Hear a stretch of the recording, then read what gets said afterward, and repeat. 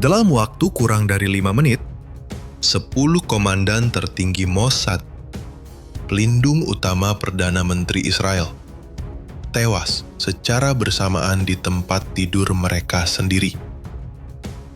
Bukan di medan perang, bukan di markas rahasia, tapi di rumah pribadi yang seharusnya jadi tempat paling aman.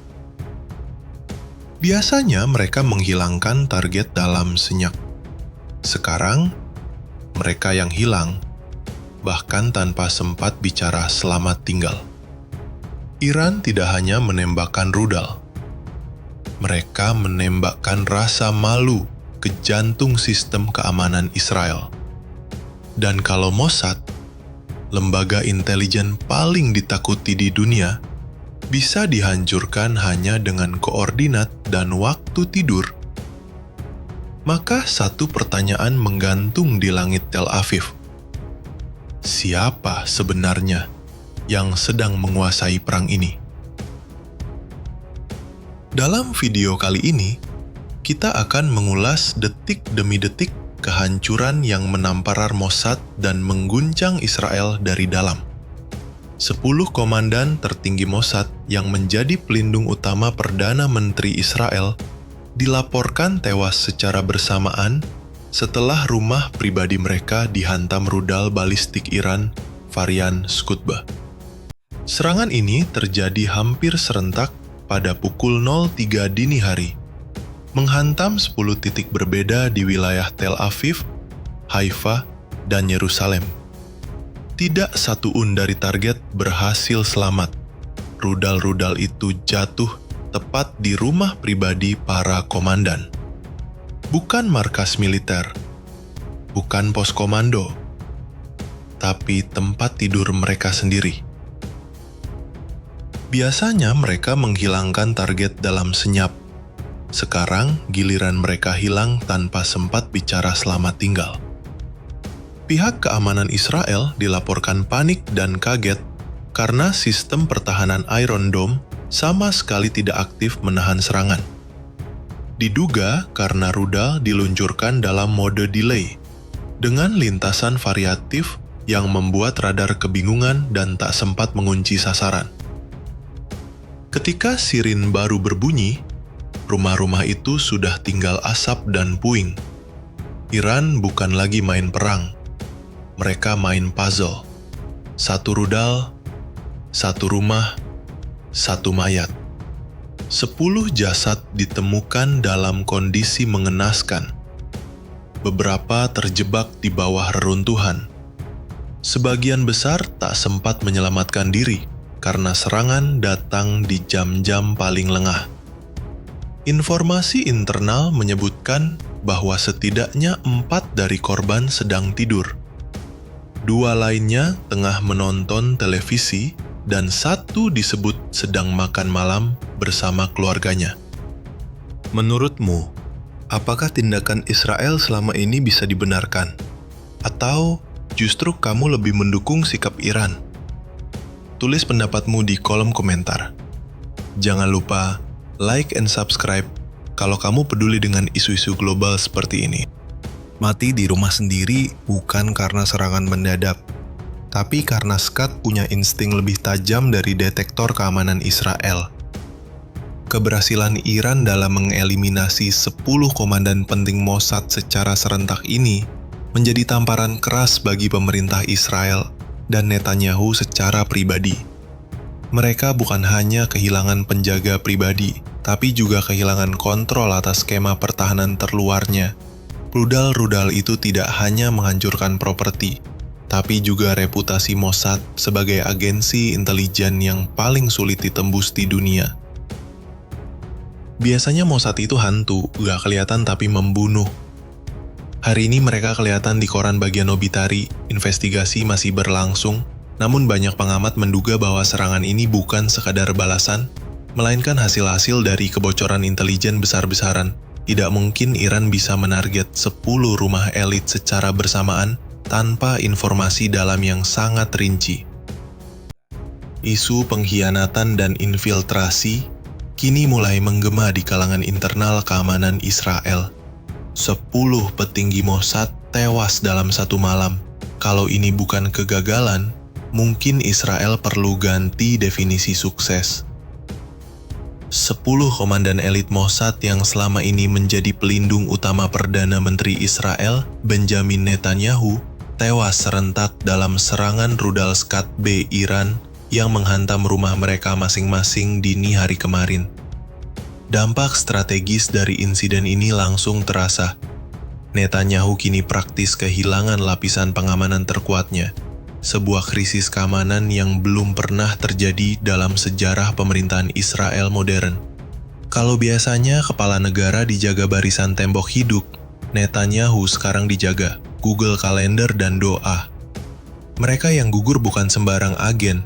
10 orang ini adalah arsitek intelijen lapangan, ahli sabotase regional, pemegang akses protokol pengamanan Netanyahu, dan koordinator utama operasi luar negeri Mossad. Kini semua hilang hanya dalam hitungan menit. Bukan karena kegagalan operasi, tapi karena rumah mereka berubah jadi titik target rudal jarak menengah. Biasa mereka yang ngatur konspirasi, sekarang mereka yang jadi teori. Pihak militer Israel sejauh ini hanya memberikan pernyataan singkat yang menghindari detail. Namun tekanan dari publik dan parlemen meningkat tajam. Banyak yang mempertanyakan bagaimana rudal-rudal Iran bisa menembus pertahanan udara tanpa terdeteksi dan menghantam target elit spesifik ini. IR tidak memberi perlawanan. Tak ada pencegatan dan sistem peringatan bahkan tidak berbunyi di beberapa wilayah. Satu rudal bisa gagal, tapi 10 rudal. Ini bukan kesalahan teknis, ini audit dari langit. Netanyahu sendiri belum tampil di publik sejak serangan terjadi. Rumor menyebutkan bahwa kediamannya sempat dikosongkan beberapa jam setelah insiden, karena kekhawatiran bahwa ia mungkin menjadi target berikutnya. Beberapa sumber dalam menyebutkan bahwa penjagaan di sekeliling Netanyahu kini sepenuhnya diganti oleh unit cadangan Shin Bet yang kurang pengalaman dalam pengawalan medan terbuka. 10 orang terlatih mati di kasurnya. Sekarang penggantinya malah buka Google cara menjaga kepala negara. Analis menyebut ini bukan hanya kekalahan taktis, tapi juga kemenangan simbolik bagi Iran. Dalam satu malam mereka berhasil menyingkirkan seluruh barisan pelindung utama PM Israel tanpa perlu menyentuh istana, tanpa perang darat, dan tanpa risiko korban di pihak sendiri. Dunia menilai ini sebagai bentuk perang generasi baru, bukan perebutan wilayah, tapi perebutan rasa aman. Hari ini bukan Netanyahu yang jadi target, tapi kepercayaan dirinya. Tidak ada satuun dari mereka yang memegang senjata, memakai rompi anti peluru, atau bahkan berada di markas saat serangan terjadi. Seluruh korban sedang berada di rumah masing-masing, tempat yang seharusnya menjadi titik paling aman bagi elit intelijen seperti mereka. 10 jagoan Mossad gugur bukan karena misi gagal, tapi karena tidur terlalu nyenyak. Ironis, mereka pernah membunuh orang dengan racun di sikat gigi. Sekarang mereka dibunuh pakai rudal, yang bisa dilacak di radar cuaca.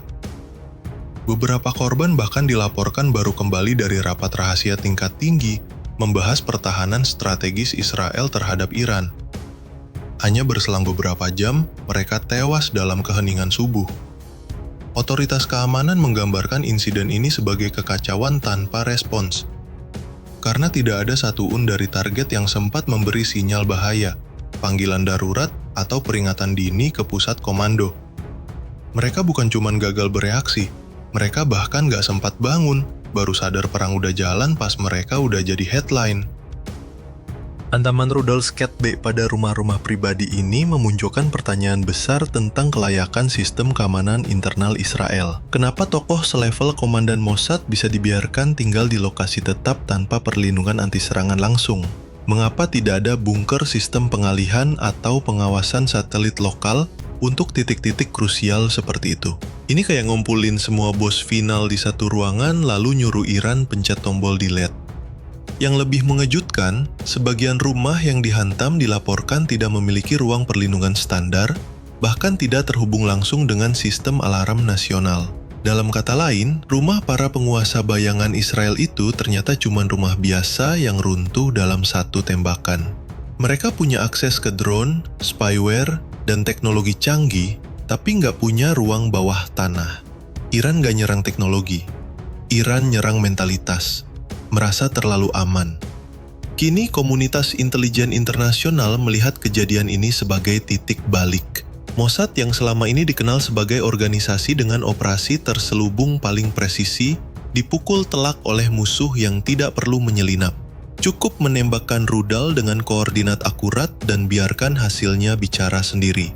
Biasanya operasi Mossad itu penuh teka-teki, tapi kali ini jawabannya cuma satu. Iran menembak dan mereka semua kena. Nggak ada plot twist. Cuman akhir cerita, kematian serentak 10 komandan tertinggi Mossad akibat serangan rudal Scud Iran. Bukan hanya pukulan taktis, tetapi juga tamparan strategis dan psikologis paling memalukan yang dialami Israel dalam 2 dekade terakhir. Kesatu korban bukan hanya sekedar agen elit.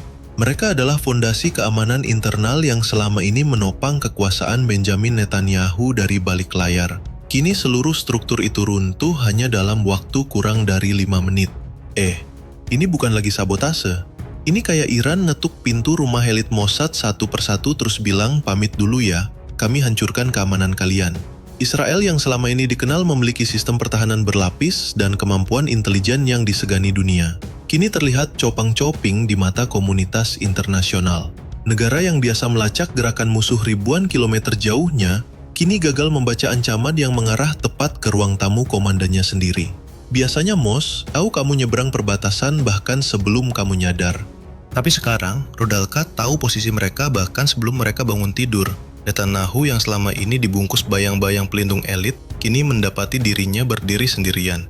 Para penasihat militernya dilaporkan dalam kondisi siaga penuh, dan beberapa pos keamanan resmi di sekitar area kediaman Perdana Menteri digandakan penjagaannya. Namun tetap saja kepercayaan publik terhadap sistem keamanan negara mengalami guncangan berat. Netanyahu dulunya dijaga 10 bayangan tak terlihat. Sekarang tinggal 1 bayangan miliknya sendiri.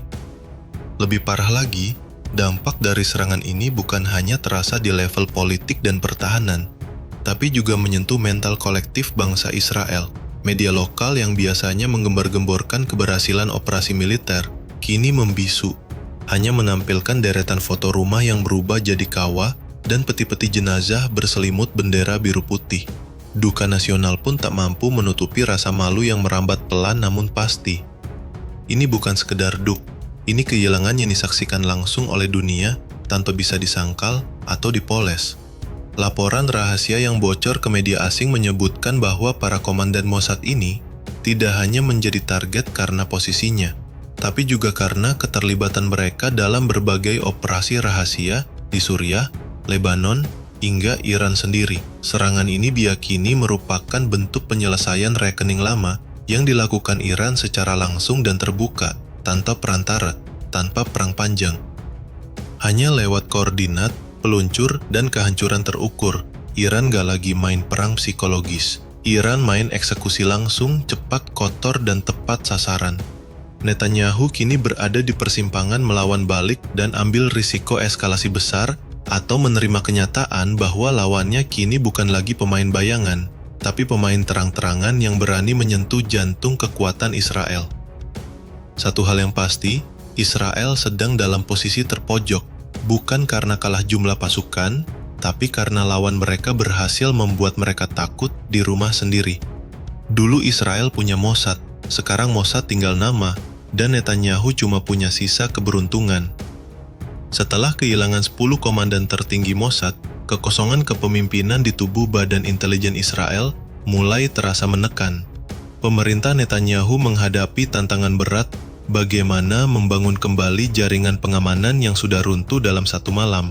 Sumber intelijen menyebutkan bahwa pengisian posisi-posisi kunci sudah dimulai, namun penggantinya belum tentu setangguh pendahulunya. Beberapa pejabat baru yang ditempatkan merupakan kader muda yang minim pengalaman lapangan. Sementara yang berpengalaman justru enggan mengambil posisi berisiko tinggi. Ini kayak ganti pilot pesawat tempur dengan sopir taksi. Masih bisa terbang, tapi jangan harap